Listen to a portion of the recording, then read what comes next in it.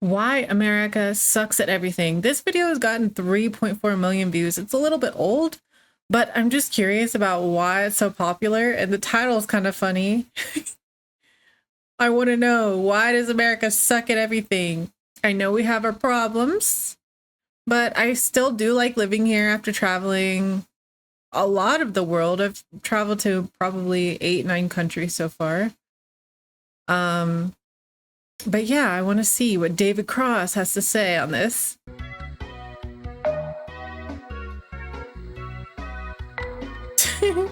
What?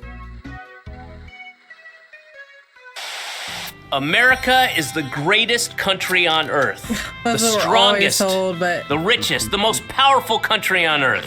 As an American, I'm sure you've heard that roughly 135 times a year. Yes. 235 if you go to public school. 335 if you go to a Christian academy. We're told that Americans have the best lives of any people in the world. That we have low taxes, small government, and the highest living standards on earth. Do they say most that? Inaccurately, that we're the freest. Well, it is partly true. America is the richest country, not just in the world, but in the history of the world. It's really hard to comprehend just how rich we are. We have 18 million people who are millionaires. American households own about $100 trillion in wealth, an almost unthinkable amount of money. Okay, wow. So America is the richest country ever. But there's a curious paradox. Most Americans actually have a much worse standard of living than people who live in poorer countries like Germany or Finland or Britain. But how can that be? That shouldn't make any sense. Well, is it healthcare? Here's the shitty I bet deal. It's healthcare. Americans get significantly worse services because our tax dollars don't fund them. So, of course, our services are worse. And thus, we enjoy less happy lives than people who live in the aforementioned countries. Not that difficult a concept to conceive, really. You get what you pay for, said the cartoon dog. But the problem is a lot of people don't agree. They just argue against this point. They really, they just want to argue that our healthcare is perfectly fine. And it's kind of not. Dog. And while you might think the reason American tax dollars don't fund as many services is because we pay lower taxes than other countries, that's not even true.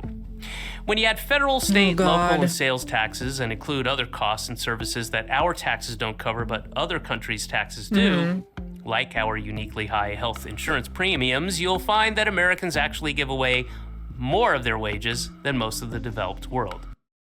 Something I think about all the time is we make a wage, right? Those taxes get taken out of that. Then when we go buy stuff, we have to get taxes taken out of that too. We're just taxed everywhere. Why don't we just get taxed once? I know that there's an answer to that, but it still just feels really weird to me. Like, why did I have to pay taxes for a wage and then pay taxes when I go to the grocery store? That's just weird. Yeah. What do y'all think? For example, in Canada, for a married worker with 2 kids, all of the previously mentioned costs combined, from taxes to health insurance premiums, make up only 11% of the average wage. In the UK, it's just about 26%. Meanwhile, we're about to be upset. Once you tack on the cost of our outlandish health insurance premiums, you're spending a whopping 43% of your paycheck. That's more than France, Finland, Sweden, and Norway. In real reality, Americans keep much less of what we own than in other countries. In other countries, their government takes a bit more tax, but then gives that money back to their citizens in the form of healthcare or job support, or a general safety net for all vulnerable citizens, no matter how dusky they are. So what do Americans get for the money we pay in? Well, sure, we get a crumbling infrastructure, shameful homelessness, and millions of hungry, neglected children, but we also get some of the worst services in the developed world. I was just laughing at that walking backwards. Also get some of the worst services in the developed world. Again, our healthcare. American healthcare is simultaneously the most expensive, the least efficient, and the least effective healthcare system in the developed world. Hey, the devil's trifecta. And in exchange for this extremely expensive, inefficient healthcare system, what do we get? Well, we get some of the worst health outcomes in the developed world. We have fewer hospital beds per capita than people in Turkey or Brunei. Americans have a lower life expectancy than people in Lebanon or Cuba. And in the Mississippi Delta and much of Appalachia, life expectancy is lower than in Bangladesh. In fact, in I don't know what to 2017, say. the United Nations sent a commissioner to West Virginia to document what he saw, and he described, quote, third world conditions of absolute poverty, unquote. We even have a higher infant mortality rate than people in Russia and heard Serbia. this. In every single metric, America does worse across the... Well, I've heard it's more countries than that our infant death rate is higher than multiple countries, actually. So why is healthcare so expensive? Because it's so complicated.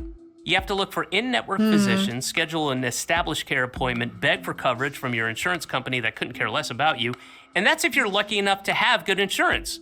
Compare that to Britain and all of those other evil, socialist-like countries where it's simple. Public hospitals provide free treatment to people who need it. That's it.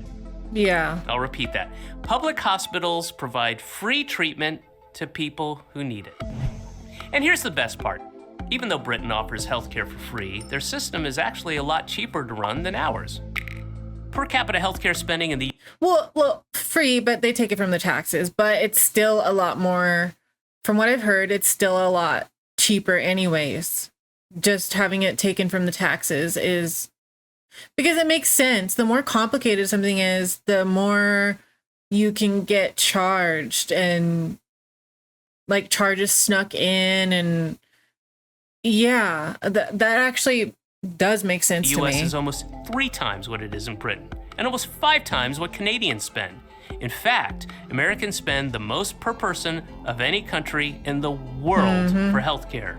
But the free market is more efficient, you screech. But in America, private systems often aren't efficient at all. Private drug companies have an incentive to charge whatever they can get away with for pharmaceuticals. In Canada, a carton of insulin costs about $20. My God. In the US, it costs $300. Yeah. And with private insurance companies footing the bill, hospitals have an incentive to get as much money out of patients as possible, too. In 2015, the average cost of an MRI scan in the US was $1,119. But it was so only much. $215 in Australia. Spain, about $181. And our healthcare system is so inefficient that we spend over a third of our cost on administration. The United States spends significantly more on administration than we spend on preventative or long-term healthcare. That's just not smart. Administration. Wonder who that goes to. Maybe yearly bonuses? That's what it sounds like to me. We get it. We all know that American healthcare is so much more expensive, you say, but that's the cost of having the freest freedom in God's favorite country. Well, guess what? Medical procedures that are totally free in Britain, like giving birth, cost tens of thousands of dollars in the United States. I mean, you want to talk about the cost of freedom. Sadly, because of these high costs, Americans often avoid going to the doctor, something almost half the population say they do. With shoddy or non-existent health insurance, Americans will wait until their conditions force them into the emergency room where treatment is far more expensive. Again, not a smart system. Quite often, they... Oh, it's smart for somebody. It's just not smart for the average citizen. They end up putting off medical visits and dying. Susan Yes. Finley, a 53-year-old Walmart employee in Colorado, got pneumonia and took 1 day off of work beyond what Walmart's policy allows. So of course, Walmart's gonna Walmart, which they did by firing her. Without her job, she lost her nominal health care coverage, she struggled to find new work, and after avoiding a visit to the doctor for flu-like symptoms, she was found dead in her apartment. Could have been avoided. When Americans do manage to get treated, they frequently can't afford it. Simple, life-saving treatments can cost tens or hundreds of thousands of dollars, and if they don't have really good insurance, they're forced to take on medical debt. Tens of millions of Americans owe medical debt, often into the tens of thousands of dollars. Meanwhile, in a country like Britain or Norway, medical debt is almost unheard of. But hey, that's why GoFundMe is such a critical component of American healthcare. 1 in 3 What? GoFundMe campaigns is now for medical bills. Oh, I'll repeat God. that. 1 in 3 GoFundMe campaigns is now for medical bills. America is such a strong, powerful, rich, and great country Depressing. that its citizens have to beg strangers on the internet for money so they can get life-saving treatments that are free in the rest of the developed world. But hey, that's just healthcare. Americans get terrible deals wherever you look. Let's take work, for example. Americans work longer hours than people in any other rich country in the world, and that's not because they enjoy sleep deprivation and not seeing their families for days at a time. It's because they don't want to starve, or freeze, or die. See, America has the least generous job support programs, the least generous family benefits, and the least generous unemployment benefits of any wealthy country. It's one of the only countries on Earth that doesn't guarantee paid time off for vacations. It doesn't even help provide paid time off for parents who just had a child. Yep. And it's not coincidental that we're also one of the most hostile countries to workers' rights. America has one of the lowest unionization rates in the entire world. Maybe this deprivation, our refusal to give people the means to lead a good, dignified life commensurate with how rich our country is, can explain a bit of what we've seen in the United States over the last few decades. Fraying communities, rising rates of depression and suicide, huge numbers of death from drug overdoses. These so-called deaths of despair, suicide, drug overdoses, alcoholic liver disease, they're one big reason why American life expectancy has actually started to decline over the last few years. And from the pandemic, it's even worse. It's just so much worse. And with such poor conditions, it's not a surprise that poverty is so rampant in the United States. America devotes a smaller percentage of spending on social welfare than any other industrialized economy because, say it with me, socialism is evil. It's evil. Go to Denmark and try telling those happy, healthy families enjoying their paid vacation that their system of government is evil.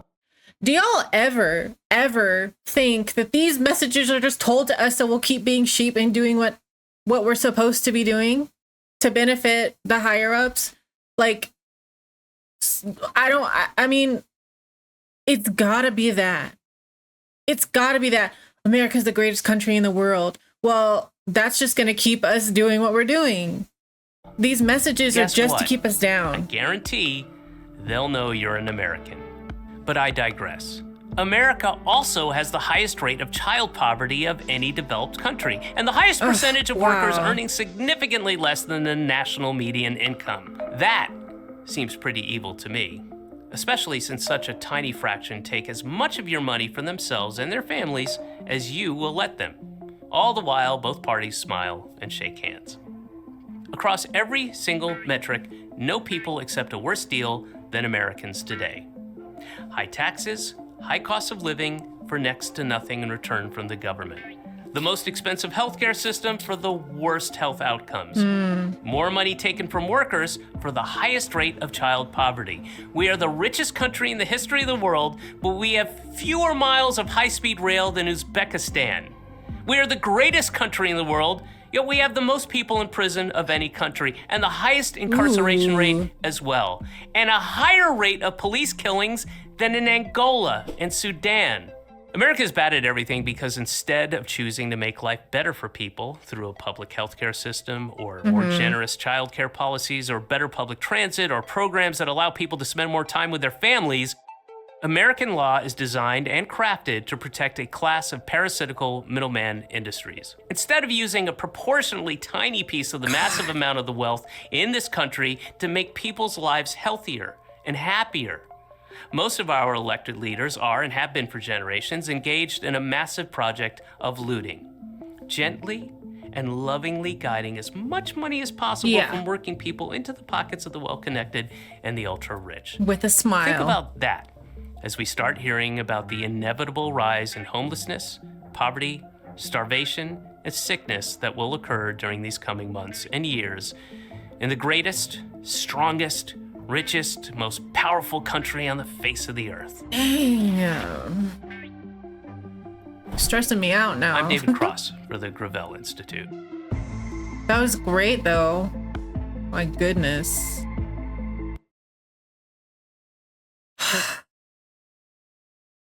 I'm stressed. But it was a great video. Wow. But yeah, I've heard some of these things from others before, but we just have this mindset that we're the best and there's nothing wrong and we all need to fight, just fight harder. And I mean, the only way we can change it is if we fight for ourselves, That's the only thing that'll change it. We just sit down and let these things happen to us. But yeah, that was a really good video. The channel is called The Gravel Institute. Very interesting video. And I'll leave it in the description if you want to see it for yourself. Please subscribe. I will see you in the next one. And let me know if there's anything else you want me to watch.